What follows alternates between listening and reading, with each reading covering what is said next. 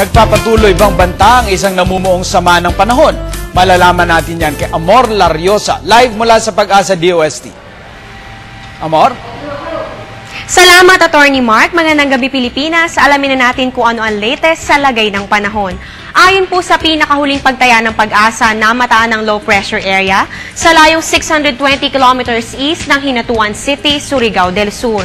Dahil dito ang Visayas at ang Mindanao ay magiging maulap na may kasamang moderate to heavy rains or thunderstorms. Paalala sa mga kababayan natin dyan, posible pong makaranas kayo ng pagguho ng lupa o pagbaha, kaya maging handa kayo at maging alerto.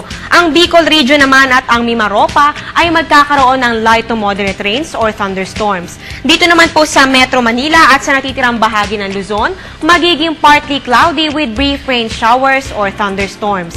Ayon po kay Mr. Bernie De Leon, weather forecaster ng Pag-asa, maaaring maging isang bagyo ang low pressure area na ito sa loob ng 12 to 36 hours. Inaasahan itong higit na makakaapekto sa Northern Mindanao at sa Visayas. At may posibilidad na ito'y maglandfall, kaya antabayan na natin ang susunod na update tungkol dito. Nakataas pa rin po ang gale warning sa Eastern Seaboard ng Visayas, Eastern Seaboard ng Southern Luzon, Northern at Eastern Seaboard ng Northern Luzon, at sa Eastern Seaboard ng Central Luzon.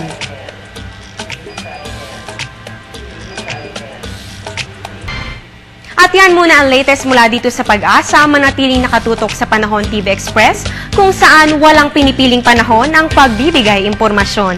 Ako si Amor Lariosa, magandang gabi. Back to studio. Yan po si Amor Lariosa, hindi Lariosa, paunahin po.